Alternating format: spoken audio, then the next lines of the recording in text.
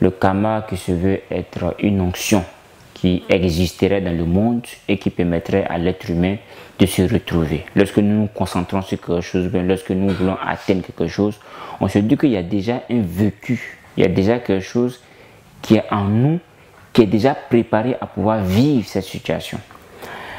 Et nous les musulmans, nous ne croyons pas à cette histoire de karma. Voilà, nous ne croyons pas qu'il existe quelque chose dans le monde qui pousse nous propulser ou bien qui est déjà vécu, ou bien ce qu'on appelle la réincarnation, ou bien ce qu'on appelle du déjà vu, ou bien qu'une vie se manifesterait en une autre vie. Nous disons que c'est Allah subhanahu wa ta'ala qui détient les âmes. Tout être humain qui vient, effectivement, vient avec son âme. Et Dieu a déjà créé les âmes, et Dieu a déjà créé ce que l'être humain doit faire comme action. Il peut avoir des similitudes, il peut avoir des ressemblances, mais chaque être humain est différent d'un être humain. Toute force provient d'Allah subhanahu wa ta'ala, et Dieu donne ces forces-là à qui il veut. Et si on fait le foi, Inch'Allah, de mettre nos croyances en ce qu'on appelle le destin et de mettre notre croyance à ce qu'on appelle le jour du jugement dernier, Allah subhanahu wa ta'ala va nous récompenser pour nos efforts que nous faisons. Et beaucoup de personnes croient à cette histoire de karma. Nous avons connu beaucoup de religions qui sont basées sur la croyance du karma. Revenons aux fondamentaux que les religions révélées. Allah subhanahu wa ta'ala est le seul maître du monde.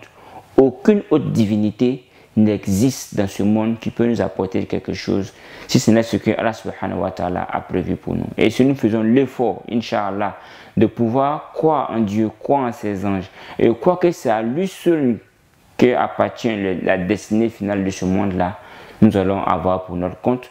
C'est ce que nous voudrons dire sur ce thème. Les musulmans dans leur entièreté ne croient pas à cette notion de karma, et cela est remplacé par la grâce d'Allah subhanahu wa ta'ala, par la croyance au destin, est remplacé par la croyance au jour du jugement dernier, est remplacé par la croyance en Allah subhanahu wa ta'ala.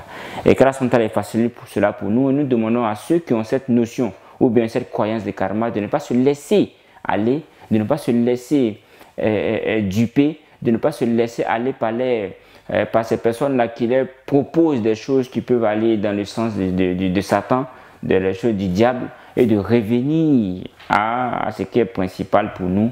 Il s'agit bel et bien de la croyance en Allah subhanahu wa ta'ala ainsi qu'aux bonnes actions que nous faisons les uns envers les autres. Salam alaikum wa rahmatullahi wa barakatuh.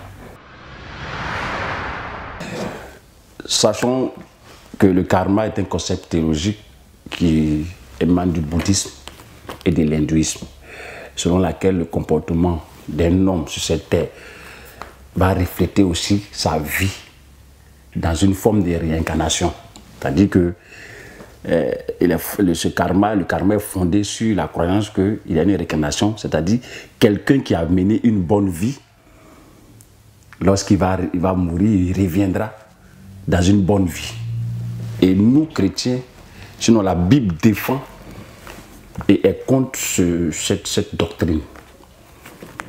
Nous lisons Hébreux chapitre 9, verset 27, qui déclare qu'il est réservé aux êtres humains de mourir une seule fois, après quoi vient le jugement.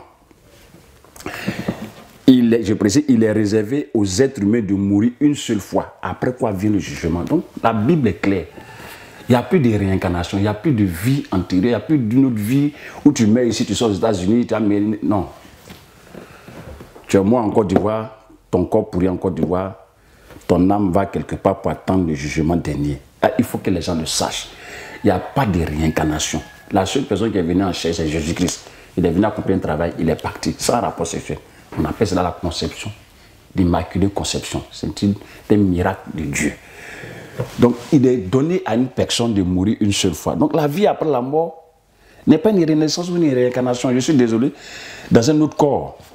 C'est soit la souffrance éternelle en enfer, selon Matthieu chapitre 25, verset 46, soit la vie éternelle au ciel avec Jésus qui est mort afin que nous puissions vivre éternellement.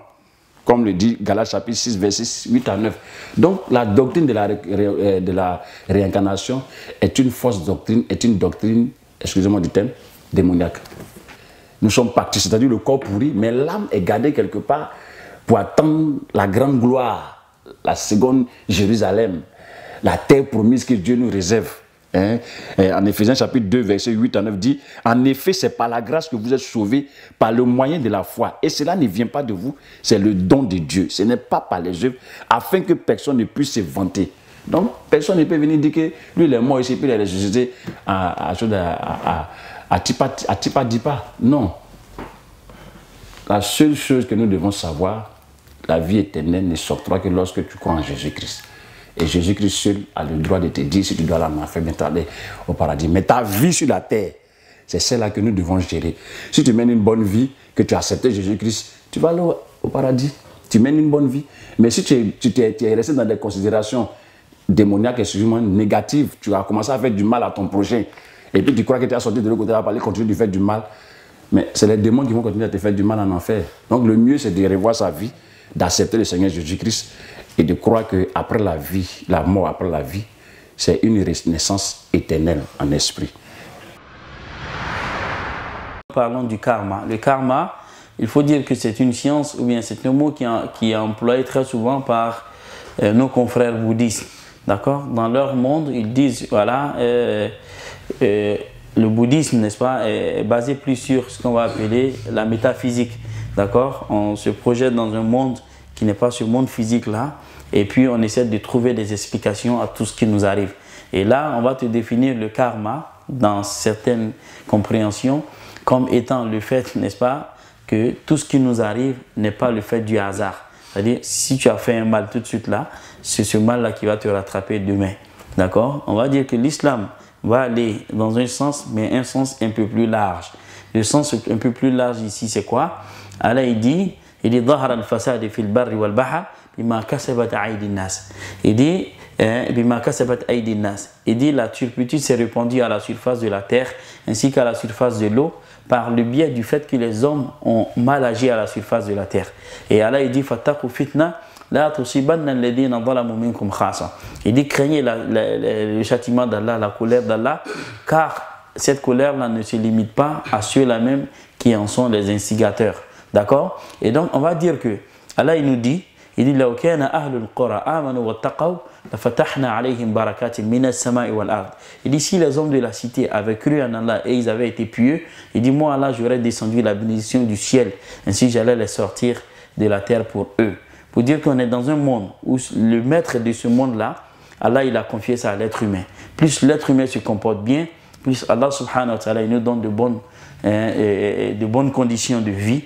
Et plus on se comporte mal, et plus, n'est-ce pas, ça a des conséquences fâcheuses sur notre quotidien.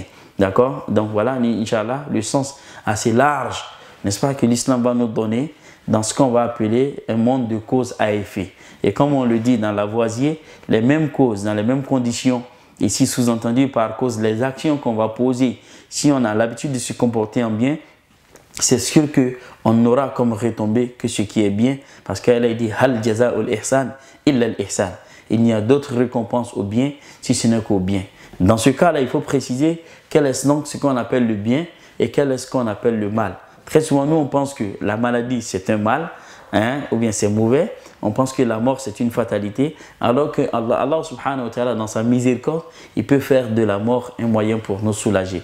Et seul le spirituel, l'homme qui est empreint, n'est-ce pas, d'un niveau de spiritualité, peut savoir lire entre les épreuves d'Allah pour savoir que ça c'est un bien pour moi, ou ça c'est une épreuve, ou encore c'est un châtiment. Qu'Allah subhanahu wa ta'ala nous donne cette lucidité-là et qu'il nous permette de mieux comprendre les situations dans lesquelles nous sommes, de sorte qu'on ait un comportement conséquent et être plus proche de lui, Allah subhanahu wa ta'ala. Les rêves sont l'ensemble des phénomènes